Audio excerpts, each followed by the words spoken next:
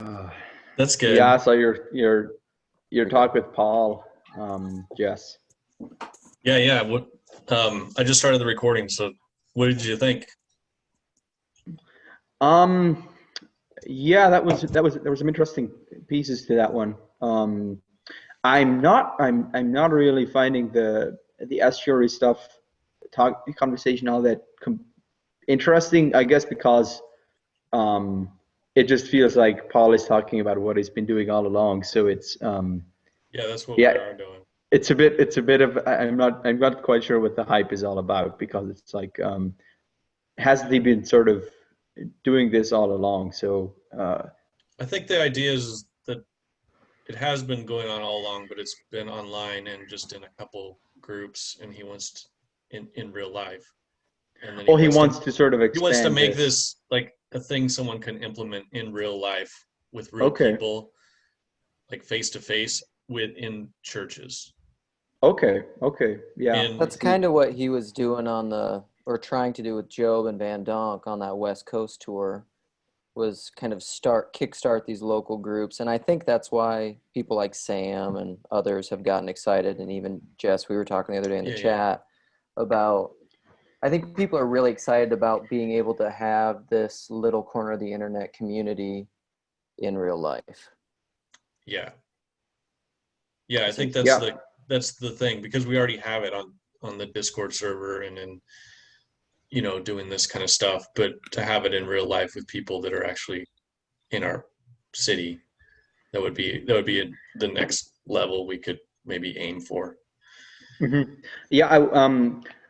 In my own community, I've started, something a super scaled down version of that, which is just we're doing a book club, Yeah, and I think it functions in a similar way, except of course it's within a church context, so it's not sort of anything goes completely. So the conversation is a bit more limited, but it does it just what has come out of that type of just getting people together to talk about stuff that matters. yep, Um, Not necessarily spiritual, but it does often get we talk about faith and all that. So that has been amazing, and yeah, I can definitely see the benefit of just having those kinds of groups within different kinds of communities. I mean, um, this this is one thing I said to Paul in the comment section is this sort of uh, this group he's formed around himself is in a way a sort of um, broadly speaking religious community just because of we have a certain language, we have certain topics we talk about, we have a certain frame of looking at the world that most of the people in the group share. So it's sort of this exclusive community with its own insider language and all that that is hard to be initiated in. And so I suppose sort of have to you sort of can't completely have a conversation that's completely open-ended without any boundaries. It's necessarily going to create a community, and the community is necessarily going to have some kind of a framework. So yeah. And I think the thing is like, um, you know, trying to explicitly like state what is that framework, just so that when you start something, you're like, well, what are the limits of what we're gonna do here? Like, are we gonna, you know, Paul's already said like in his group they don't go on like political rants, and mm-hmm. they don't get hung up in theological um, minutia.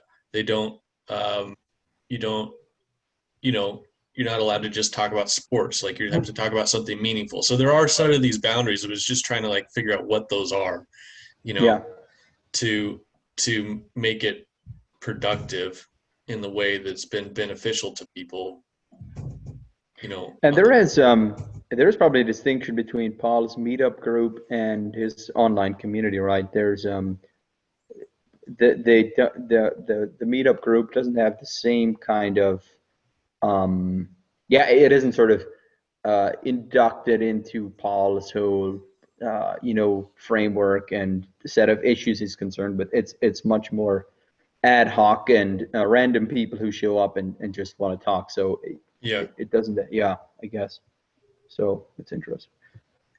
So Luke, do you want to kind of share with Julian kind of what you were talking about on Discord yesterday about kind of your hesitancy towards trying to define this thing? Yeah.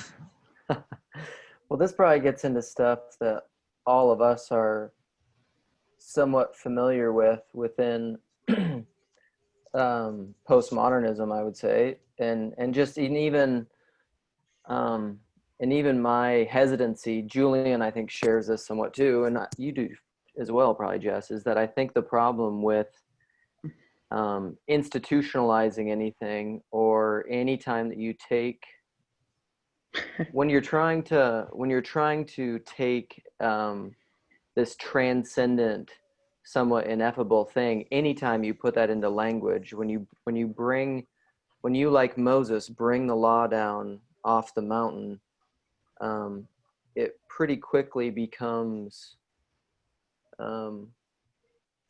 transactional and mechanical, and I think it's really hard to try to capture the muse. I mean, I think the muse by definition is somewhat beyond the control of any sort of thing that you can do. And I think it was frustrating as we were talking on the Discord in a chat, and Ginger Bill kept saying, like, he's very very cynical on the whole Estuary project. Oh, really? Yeah, well, and not that he, part of that goes in, I think, and Jess, if I'm remembering it incorrectly, you can correct me, but part of that goes into his church experience and just his the reason he's never really resonated with church experience is because it is what he said. I think the way he described it, he said they're always trying too hard. Mm-hmm. They're trying to. Oh yeah, wow. It's just somewhat not being genuine, and so I think my hesitancy with formalizing things, is that I think they quickly become used for people's preconceived agendas and ends. And then essentially it becomes bureaucratic and political, of which I don't have any interest in. And I think one of the big reasons this community hasn't done that is because Paul has consistently embodied the spirit of not doing that. Mm-hmm. Yeah. Oh yeah. That's actually something Jess and Paul talked about in their conversation, is the distinction between, the sort of evangelizing machine where you're just how can I get as many butts and souls into the seat as possible, and that sort of you're essentially trying to turn Christianity into a very efficient consumerist machine of some kind, where, like, how can I be as effective as possible as generating, getting these souls in. And I just love the way Paul talked about, primarily this is about loving people, and just what would a sort of powerless, non-agenda conversation look like, where you're just coming to the conversation, not trying to push an agenda, not trying to,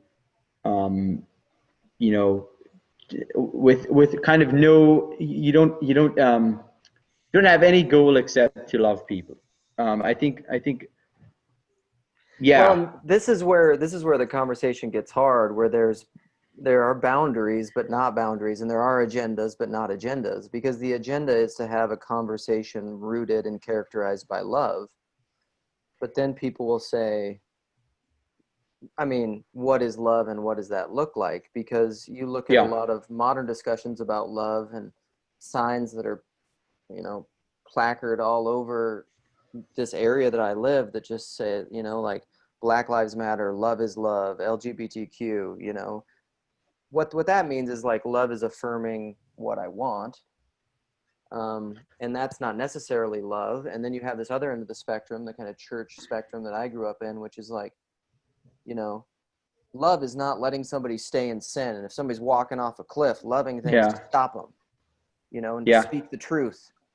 Like that's love. And so it gets into this discussion of what I would propose is that I think there needs to be as limited of boundaries as possible. And they're almost, I mean, this is why like Rollins and some of these kind of postmodern ilk, or even like say like an understanding of God that's apophatic, or an understanding of love that's apophatic, is it's negative, is like, it's almost Pauline in 1 Corinthians, is like love, you know, love doesn't do this, love doesn't do this, love doesn't do this. It's a negative caricature of love, which is, or a description of love, which is truth.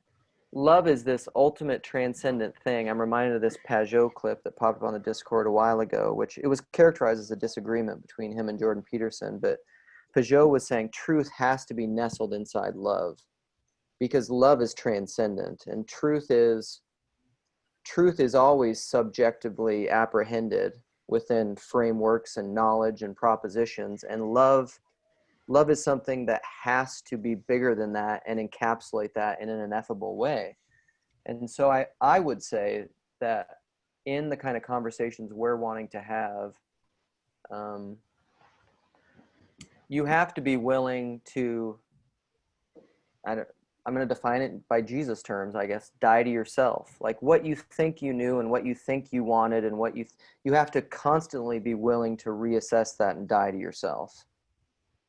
And maybe that's the exclusive metric, because if you're around someone, like if I was constantly having a conversation with someone that I could tell was never doing that, I would tire of it really quickly. You know, I would just be like, you're not really open to seeing something new that you didn't previously see. And so like, what are we doing? You're just trying to convert me, you know, to your way of seeing, which is, you know, no fun. Right. But I mean, you necessarily need to have a perspective. So like you need to take on a point of view. Like you can't just come in and be like totally open and loosey-goosey, because then you don't have anything to say. So, I have, like, if I'm interacting with someone in love, I'm also trying to express myself and expect that in return. Yeah. And if it's not given in return, then there's a problem also. If I'm not giving it, there's a problem, but if it's not being received, it's a problem. So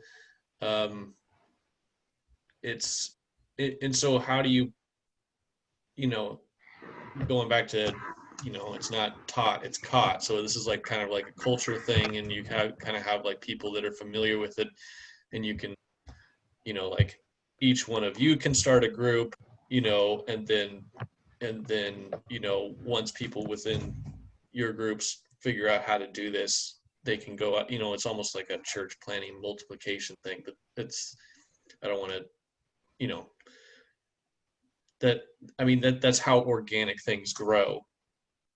Because I would agree. You can't transmit it transactionally. I would say that's almost the difficulty with back to the institutionalizing it, or even, I don't know if I've ever said this. I don't know if I've shared this with Julian before, but Sarah from the Discord and I had a conversation once where she was telling me once that, like, even in the New Testament, when God says, you know, like, no one can serve two masters, he will either love the one and hate the other, and you cannot serve God and mammon.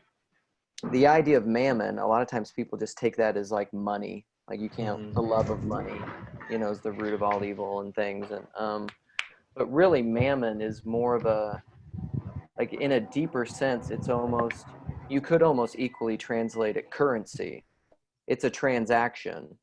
It's a transactional relationship with someone. So like, and I think what's so hard is, I guess that's what I'm talking about having communication and dialogues of love, and why they have to be caught rather than taught, is because you can't tell someone how to do that. You know, it's just, it's not so, it can only be modeled. And so, because the way I would illustrate that is I actually, CW is this guy who just started on the Discord this morning, who's actually in Minneapolis. And I talked to him this morning in just a private chat. And this is why it's so hard and it's so subtle. Like I caught myself, I was able to like step out of myself enough to realize during the conversation, because he was pushing on me a few times, to realize like, I'm not really having a conversation here. Like I'm just sharing ideas and trying to communicate things. I'm trying to, it's that fine line between like the masculine and the feminine impulse in conversation where I was trying to colonize too much. Yeah. Right. You know, yeah. And that's just, and I think that's that fine line of where you always have to keep that.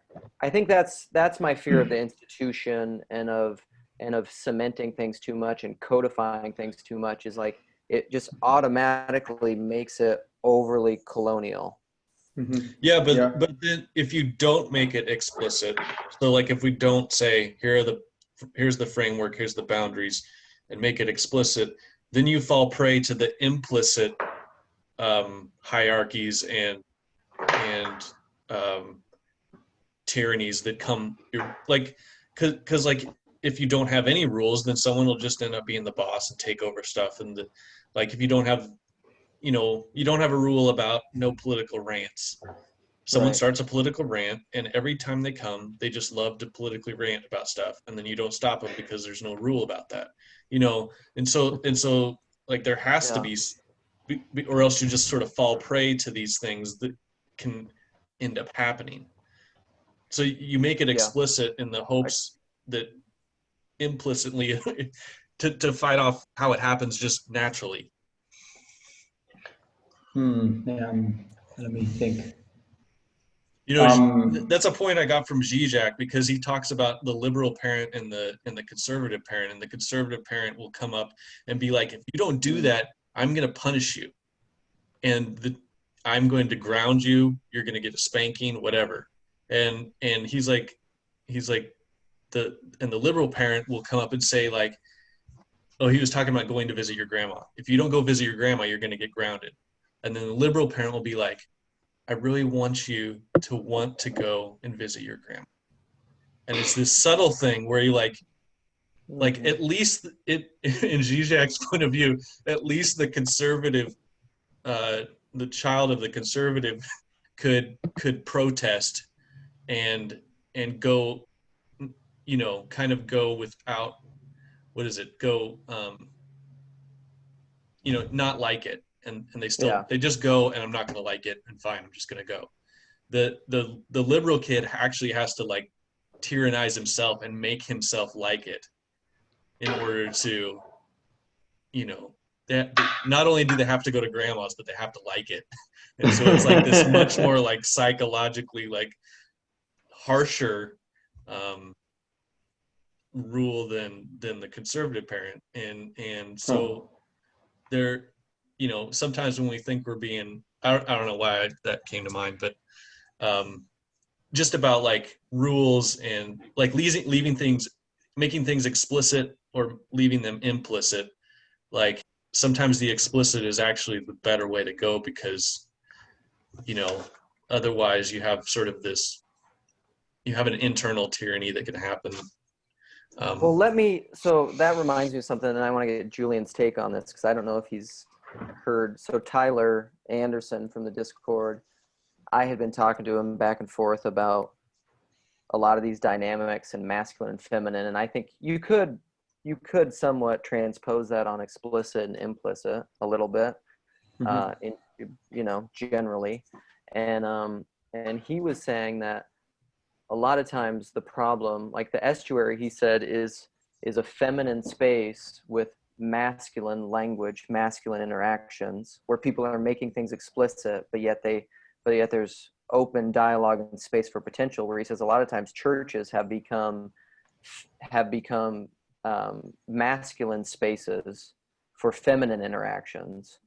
So like there's all this framing and there's all this bordering and there's all this control about how the conversation can happen, but all the interactions are very implicit rather than explicit and passive and somewhat shame and guilt. And that's been my experience very much so. Like, that's kind of the critique a lot of times of like the American Protestant church, is people will say it's very feminized, but it's not a feminine space. It's feminine in the way they interact with each other.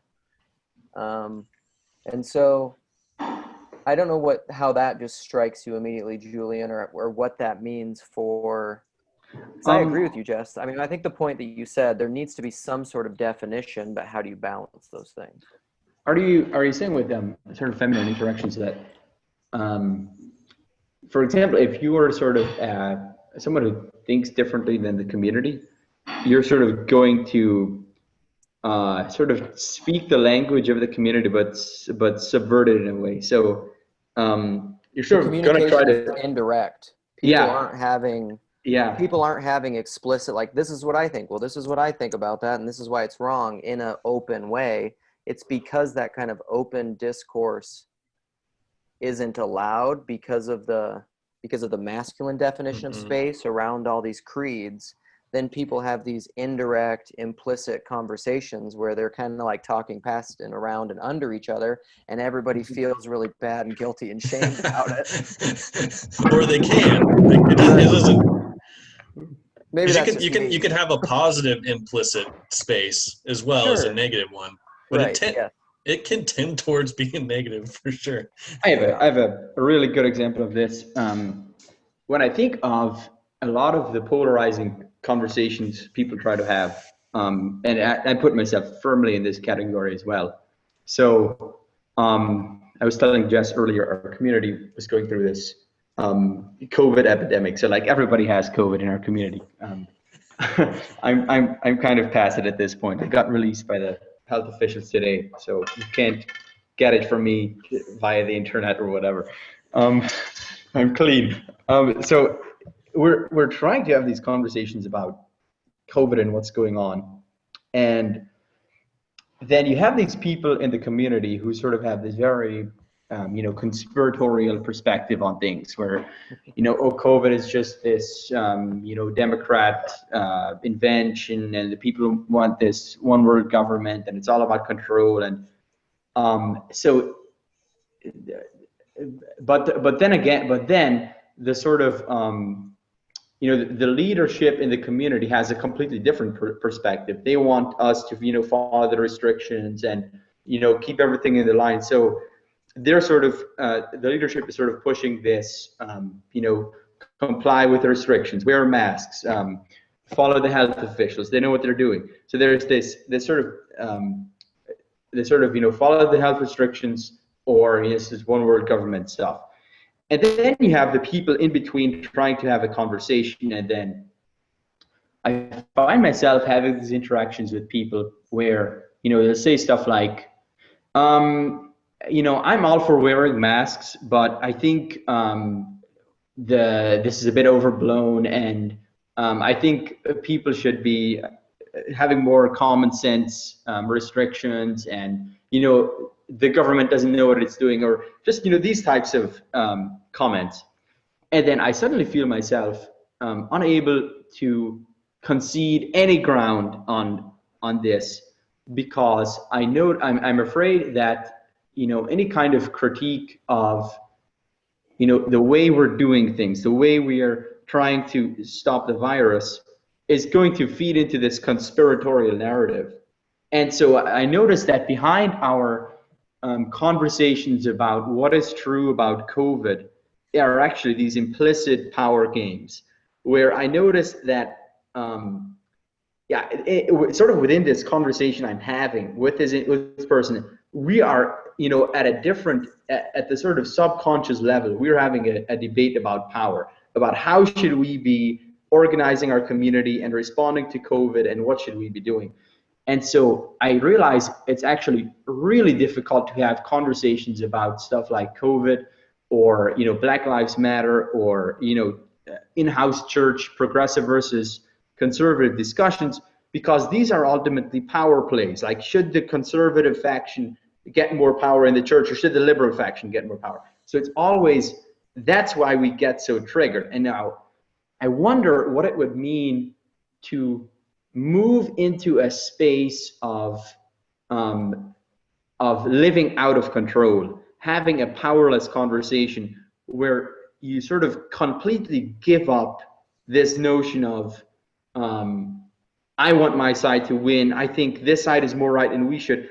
What if we sort of completely gave up this claim to power, or this power move, and sort of live by this way of the cross? And I can then free to have a conversation with you, and I'm able to concede that, you know, some of the stuff that we're doing about COVID doesn't really make sense, and there are legitimate critiques of the government, or all of that, and this, and so I'm sort of willing to, I'm actually able to speak the truth, because I'm giving up this sort of this drive for efficiency, this drive for power. It's all connected to what Jesus says about you can't serve God and mammon. And so we find ourselves enslaved to these narratives that are connected to power and control. And gosh, is that difficult to do? Like, because there are real stakes to this, right? If you give too much ground to, you know, this conservative conspiratorial faction, or you give too much ground to the you know, the violent factions within Black Lives Matter, or what have you, this is going to have real world consequences. So it's actually, there are real risks involved in this sort of non-violent, non-coercive, power-free way of speaking the truth. But it just strikes me as the only way out of the polarized conversations we're having. What do you think of that? So, what immediately comes to my mind is, so like when you were talking, I agree with you all about the control and the love and the language and this very cruciform way of being, where you give up your right to control things, because ultimately that's what, I mean, I think in the deepest way, what Christ is and did, and what the becoming truly human of death, I think that's what it is. It's a complete relinquishment of control, finally. You can't even, I actually think what's interesting about death is you can't even use death. You can't even use the hope of resurrection as a get out of jail free card to somehow escape death. You still have to enter into the unknown of death. Right. Mm-hmm. Into that space where you relinquish all control, because that hope is gone in your death. Like, Yeah. you're, and so there's this, I've maybe told you guys this, but I'm just going to quote it because I love it. There's this line that's just stuck with me. It's just like, it's going to be forever in my mind, from this book by Graham Greene called The Power and the Glory. It's a novel about this priest in, I don't know, like the late 1800s in this province of Mexico. And he's this, it's such a good book. You guys should read it, because he's this constant paradox, because he's an alcoholic, and the governor of Tabasco, I think, is the region has outlawed Catholicism. And so he's this rogue priest who's also an alcoholic, and he's like one of the only priests left in the whole province. And so he's this constant, you guys would love it. It's just unbelievable, but it's brilliant. And there's a line in it, The Power and the Glory. Okay. So there's a line in it where this one character is watching his daughter, who's utterly different than him and somewhat reckless, and he's just, you know, kind of wondering at her, just like in his own mind. And he says this, he says, "You cannot control what you love. You watch it driving recklessly towards the broken bridge, the torn up track, the horror of 70 years ahead." And so he's just like, he's watching his daughter, and he's having these fears of all these ways of how she is in the world, because he sees her as reckless and wild and rebellious, but yet it's a beautiful, beautiful illustration, because the whole context of that is like he's looking at her and he's watching all this stuff, and he says that, and he says, and he looks at her and he loves her and he's happy. Like he's content in realizing he can't control her future, and he sees all these things in her, but he takes joy and pleasure in it. It's a really beautiful, like, poignant part of the book. So, like, to your point, Julian, of conversations where you relinquish all control, I'm just going to hypothesize something, and this will bring in something that I was wanting to talk to you about for a while, Julian, and I think Jesse will be great in this.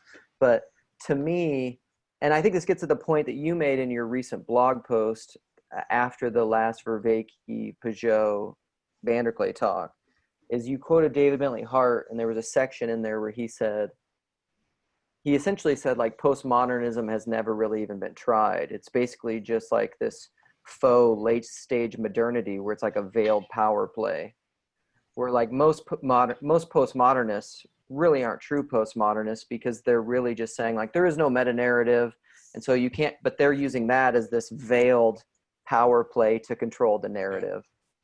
And so what I would say is, this is my idea, is that, like, with Derrida and these guys, when they talk about logophallocentrism, I think what they're talking about, and I'm no expert in this, so if you know more, correct me, but I would posit that what they're talking about is an overly using language as control. That's a succinct way to say it. Yeah, I'm not, maybe Jess has a better idea than I do. So, like, if you try to, you cannot control what you love.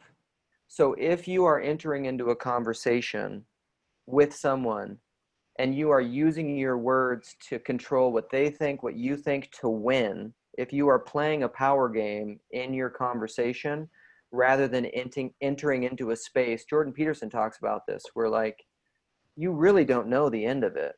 This is even Vervaeke dialogos. You're entering into a dance where you don't know the end.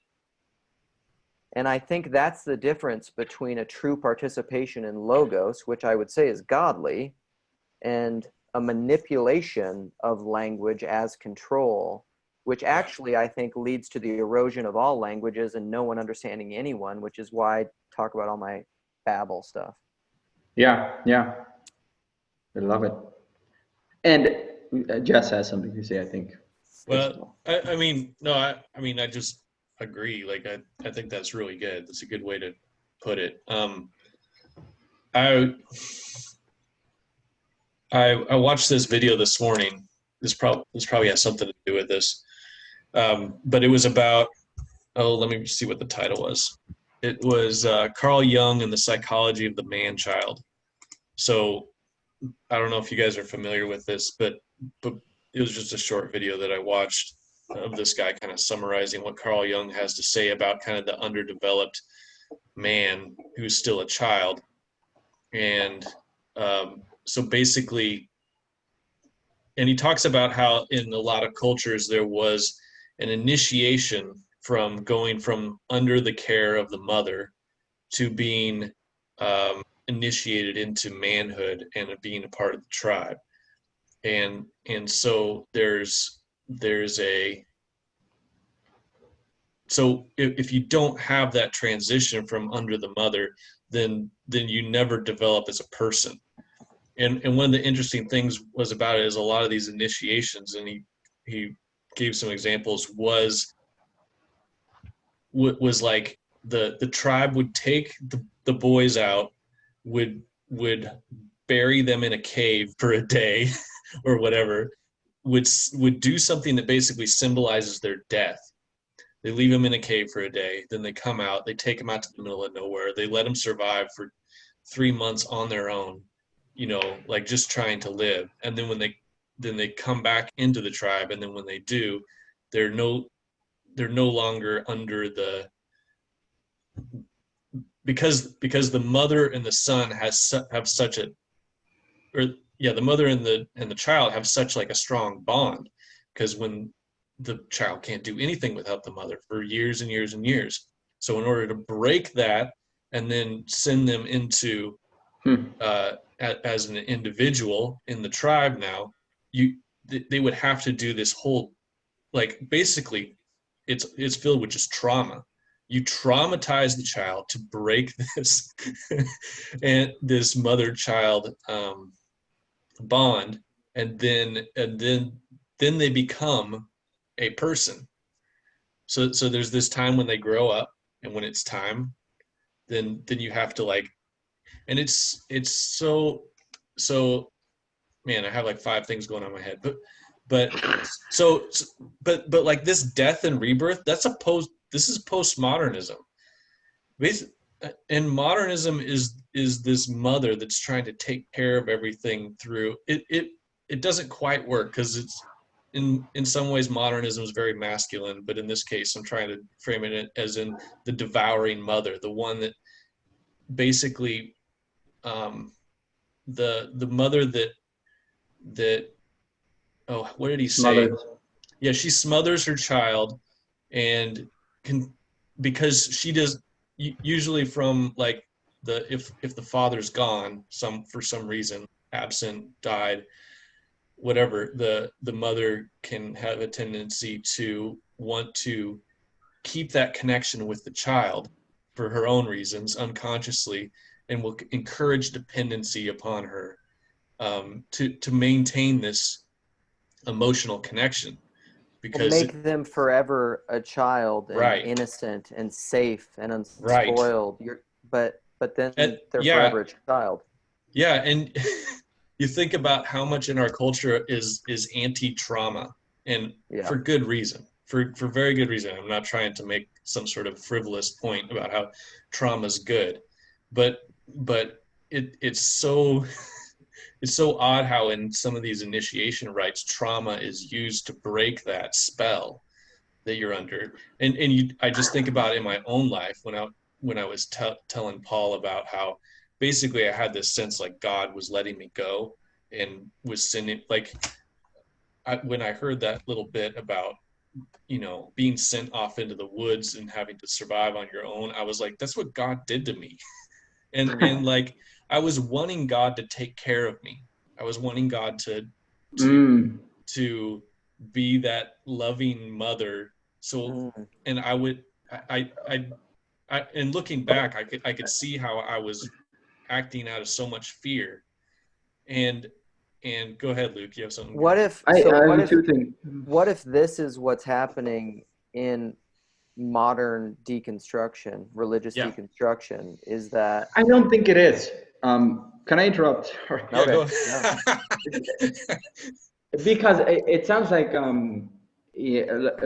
Jess is coming from a really positive experience of the church, where he experiences it as this loving mother that is not allowing him to go into that uncertainty of faith. But I think what a lot of people experience with deconstruction is the opposite of that, which is a really tyrannical church that causes trauma through, sort of this very fearful, narrow way of understanding the faith that is primarily driven by fear. And you sort of, right, that's sort of a different kind of trauma. That would be like... But that's feminine trauma. No, I think that's masculine trauma. No, it would be like if the mother was trying to control you and you don't want to be controlled, and so you're wanting to start the initiation into adulthood, but they won't let you, so you just leave and you're like, I'm done with the tribe because they just want to control me or whatever. But isn't that sort of like the structure is too narrow and you need to go out into the uncertain in order to this Paul's guest was talking about this sort of second naivete, where you start off in this naive, very narrow conception of the faith that breaks down, and then you enter into this second faith that is much broader and not as naive, not a sort of second naivete where you sort of bring modernity. How do you put it? You could sort of say your fundamentalism is confronted by modernity, breaks down, and then you sort of come into this new faith that sort of confronts modernity, takes what is good, and creates this new. Yeah, does that make sense? Luke, I interrupted Luke, so sorry about that. No, well, go ahead, Jess. I wonder if you could frame that as in that, because after the trauma is the initiation back into the tribe, and basically they had trauma to break that bond, but no initiation back in. I'm using trauma in a different way you're using trauma. Yeah, I know I'm using it a little bit differently, but it has the same effect, I think. No, so, I think the trauma I'm talking about has a very stultifying effect instead of as sort of opening up into adulthood, right? I don't know, because you leave, right? But the trauma I'm thinking of is sort of something you have to think about a really sort of narrow tradition that teaches a person to be really terrified of hell, and then sort of every decision you make is sort of has this existential weight of, if you mess up, you're going to spend eternity in fire with the pitchforks and all of that. If you think the wrong ideas. But that sort of creates this trauma within you of, even when you stop, one of the atheists on the internet, who was it? Alex O'Connor, I think, I forget his YouTube name. He was saying he doesn't believe in God, but he's still afraid of hell, in this sort of traumatic, existential, built into your bone sense. Yeah. And so this is not something that leads him into adulthood. It's something that he sort of always has to carry, and that he has to you're always hiding. Well, and this is something I thought as you guys were talking too, is that at least my experience with a significant amount of people who grew up in, let's say, an overly hyper-conservative, hyper-masculine space with feminine interactions, that's too narrow in its definitions of understandings, and they're trying to, and that creates a trauma, and they're pushing back against it and wanting to make it their own. They do end up leaving, I think, a lot of times, Jess, because you either it's my way or the highway. Like, that's just how those things work. And they end up on the highway, but a significant portion of those people, I don't think, go through kind of like, and forgive me, I don't know my Kierkegaard as much as you, but like the night of, what's the infinite reservation, night of faith. So like they don't become that knight that then becomes their own hero and re-enters through like their own faith. They end up just going to another mother tribe. They just end up going to like progressive evangelicalism, which is just another package of certainties, of certainties and mothering protection. And then they point their finger at the other tribe. And so it's just like these different mother groups without I don't know, maybe that doesn't make sense. I feel like there's a way to the trauma of becoming a man, of owning your own faith, of becoming the knight of infinite resignation is you don't leave the faith of your youth, but you leave the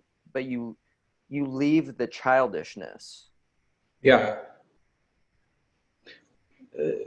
Isn't the word, instead of trauma, you could maybe use the ordeal of becoming a man, like sort of this thing you have to pass through. That's better. Trauma does. I'm thinking of trauma in the sort of psychological sense, or something. Yeah. And that it has to become your own. It's that, like, it's what I talked about in all the post Brett Sockold conversations. Like, I made up this term, like Eucharistic knowing. It can't be regurgitative knowing. It can't just be like, because he had this illustration, or there was a J.P. Marceau, or you guys, he had a conversation with Jonathan Peugeot, and they were talking about like the violence of eating an apple. They said, like, in order for that apple to become part of you and nourish you, you have to destroy it and eat it, and it goes down in your gut. And then your gut has to give up some of itself, and you're eating of your own wall. And there has to be these interactions where the two become one thing. But it takes violence to both parties. and then the apple is able to become you. But that's what I would call Eucharistic knowing. But I think there's a lot of like the early childhood naive knowing that is pre-becoming a man, that's pre-going through this trial of manhood, where you're just regurgitating platitudes, you're just regurgitating doctrine, you're giving the Sunday school answer, you're saying the thing that you think you're supposed to believe. Doesn't mean you believe it. But can there be a more positive? You're sort of describing the I dysfunctional. cage everything negatively. I guess this is where the framework we're describing here of pure negativity and pure freedom sort of runs into the reality of the church. And what the church does is it's supposed to, if it functions well, build these patterns of being into your being, and sort of through the participation in the liturgy, through the catechesis, through teaching people the faith in the family, and all of this. You're supposed to sort of have these patterns of being embodied in your frame, sort of live into this story, embody this, and build this into you. And this is often done. This can, of course, be dysfunctional, but it can also be positive. And so Luke, how would you sort of think about a positive way of building, forming the faith in the upcoming generation? Can you make sense of that through your way of thinking? Well, yeah. So I mean, a lot of it, I think, has to do with kind of back to the caught versus taught thing, and this gets into kind of, I don't know if you guys remember, Paul flirted with Drew Johnson and Michael Polanyi and then Esther Meek, those three people quite a bit, which they do a lot of talking about ritual and ritualistic knowing. And so, and interestingly, I think it really overlaps and correlates with Peterson well, and even Vervaeke, understanding cognitive science and how the neural pathways in the brain work and how you learn anything. Like learning how to ride a bike is, like Paul Yanni has this phrase that he's well known for, but it's subsidiary focal integration. So you focus on something consciously over and over and over, or playing a guitar or anything, to the point where it becomes a habit, and then you no longer have to consciously focus on it because your body knows it, and then your mind can focus on something else. So like even something like riding a bike or playing guitar and singing or piano or running for that matter, most of what we do is embedded subconscious integrated knowledge that is beyond articulation. And so I think what the church needs to realize, and this is what liturgical churches and the historic church has always known, is that liturgy, structures of habit and patterns of being are much more formative than propositional mental catechesis. And so I don't think it's wrong to have both of them for sure, but I think see, I guess my point is that sort of imposes a limit. It forms a person into a given narrative. So, how do you think about that, right? You're sort of embodying these truths, and this is forming a certain person. So it sort of chaffs against this, classical liberal notion of freedom as sort of total possibility, like infinite possibility. This sort of restrains your framework and puts you inside a narrative which sort of closes off certain possibilities for you. Right. So it's like the traditional patterns of the church. Like, I don't know where I heard this recently, but it's something like what was it? The starting off point was talking about like figuring out if something is to find out if something is Christian or not, or within the faith. They said it's almost like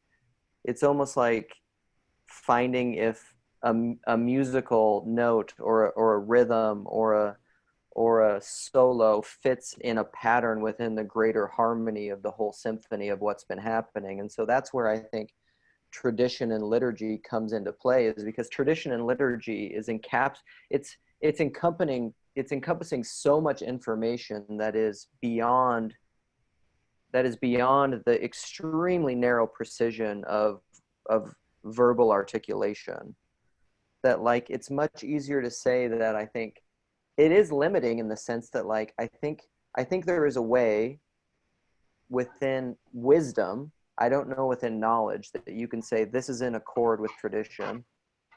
Well, it's like when the jazz musician improvises. Yeah, exactly. So there's all kinds of structures that he has Yes. memorized.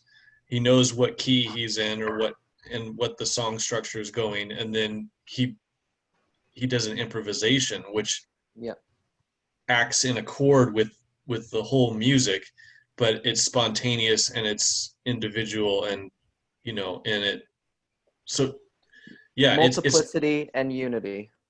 right, and it's not like playing the sheet music for with the orchestra. Then the improvisation is something like it's on a different level. Because that's the naive child sitting there playing the sheet music. Yeah, and you need to be the naive child for a while, and then there's a time when you have to be able to improvise and do it well. Well, that even correlates to like classical education, grammar phase, logic phase, poetic rhetoric phase. Like that's when you make it beautiful. That's when you do the improvisation. Yeah, it's another way of thinking about this is it's the particularity of the incarnation, where it's so scandalous that that Jesus is this particular person from this particular time and place, hanging out with these people's kids and not with our kids, and right, right. He's running around with the children of John from 30 AD and not the kids of Luke or whatever. So it's I super tell you weird. what, Julian, if I was God, I wouldn't have made the Son of God come into some pre-linguist. They're not literate. They don't have math. They don't have science. Dumb idea. Yeah. I mean, everything. I mean, just the idea that I was talking with a friend yesterday. Just the idea that God is collaborating with such weird, irrational creatures as human beings to bring about His purposes. I mean, just one big takeaway from this whole COVID stuff has been, we are not rational. We human beings are basically geese. We're basically geese running around with our heads chopped off. And these are the beings that God chooses to sort of become and then use for His purposes. Like, that's the most inefficient plan for world domination I've ever heard of. Yeah, I think it was a Chesterton quote I saw recently where it talks about how God basically wants to be surprised, and so he instituted free will into the world just so he'll have something interesting to have happen that he doesn't know is going to happen. Yeah. We're so predictably unpredictable. Yeah, or something. So in light of all this, I should find you guys. I gotta get going here in about 5 minutes. Yeah, I should do too. So in light of all this, maybe this is a good way to close, but what does that mean for starting and reproducing and creating spaces like Estuary or Paul's channel or communities like this in real life? Well, this is a sort of a big thought to throw out in the end, which we won't have time to discuss. But I think what I was saying earlier about the connection between truth and power, this is why it's really difficult to have a conversation within institutions like the church or within political institutions, within political parties, is because you're always trying to maintain the structure of how things are within the institution, and so if you talk to a religious person, you sort of talk to a priest or something, or a minister, and you try to sort of have a honest, vulnerable conversation, it's going to be more difficult, because part of what his job requires is the maintenance of these institutions. And if he sort of stops building up that narrative, that sort of subversively undermines his institution. So there is that real difficulty of speaking the honest, vulnerable truth for people who are trying to maintain institutions. So this is like, yeah, go Jess. Well, this is Peterson's whole point about conservatives versus liberals. Like, there's people that in their personality, they're going to be naturally disposed to wanting to maintain institutions. That's just what they feel like their purpose is, and that they feel good about, and they'll go in and they'll do their job as well as they can, and they don't have any desire to think up new ways that things can happen. And so this is the open people, the liberal people, which will be, that die inside these institutions and that are always trying to think up new ways to do things, and are always suffering because they can't just like stay in one place and do one thing for 30 years, which another person has the personality for, and they'll just do it and they'll be happy doing it. And so there's almost like inbuilt in human beings, in their biology, is groups of people that are going to maintain these things, and then there's groups of people that are going to be developing new ones, and then failing and thinking up new things and being all over the place, because this thing is not, because the world's changing, and if this thing stays static, you need something to fix it when it starts crumbling, or to replace it, or whatever. That's that whole openness versus what is it? What's the other big five trait? The conscientiousness. Yeah. Yeah, it's almost like, what is because structure, I think we'd all agree some degree of structure is good. Like something that is structureless is nothing. So, right. So then, but the problem is that if love is the ultimate, modus operandi of the church and of genuine conversation, is what is a structure without mammon, without control, without transactions? And maybe it's like what you said, you do it through the negative.